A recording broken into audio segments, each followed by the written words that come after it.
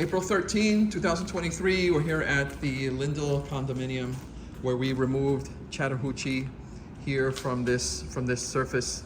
And once you remove Chattahoochee, which by the way, this had a stamped concrete on top of Chattahoochee, which to me, I advise all of my clients not to use that because basically you have the stamped concrete, it delaminates. The Chattahoochee delaminates, it stores water underneath, it just gets worse and worse. We had a lot of delamination here. Yeah. So that just brings more problems in of itself. What I recommend to all my clients is to do exactly what we're doing here and what's in my contract, which is to have this surface and then put a membrane on top of that. Once we put the membrane on top of that, if there's any issues, nothing could get underneath it and cause problems. You can readily see it if there's any issues. And if you need to do an update to it, it's gonna cost a lot less than if you're going through this whole thing here. However, if you put Chattahoochee on again, if you put stamped concrete on again, it's gonna last several years, yes, but in order to repair it, if it delaminates, it's gonna look really bad, the patches, and you're gonna end up taking it up anyway.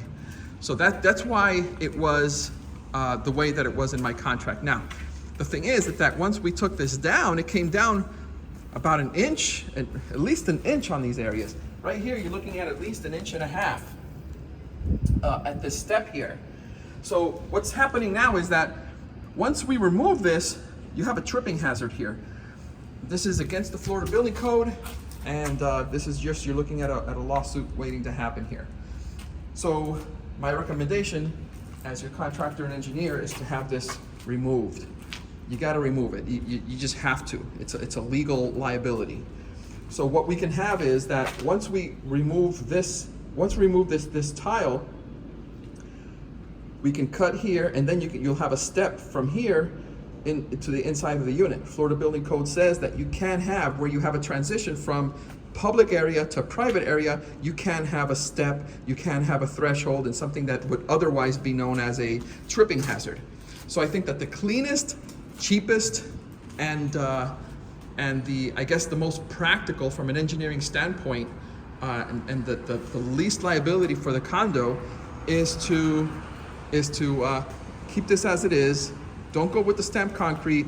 Stay with what we had originally in our contract, and then take this out and have a step over here. Now, when you remove, the final note here is when you remove any type of flooring, you've got multiple layers here. Once we remove this, then you're uncovering differences in the elevations. Now, what happens is this. When we remove this, you're all of a sudden getting ponding water here, you're getting ponding water here. We had a lot of rains last night, so we could see what's going on here. This is pretty good. You can see the water going away, but here this is a problem. This has got to be sloped out, and check out the other areas with a water test to see if that is going to be a problem also. But either way, regardless of whether you end up putting stamped concrete back, Chattahoochee back, AstroTurf, whatever, or what's in our contract, you still have to bring these areas up. And again, once you remove a lot of the existing surfaces, especially of this thickness, you're gonna end up exposing these unforeseen conditions, which ultimately have to be dealt with.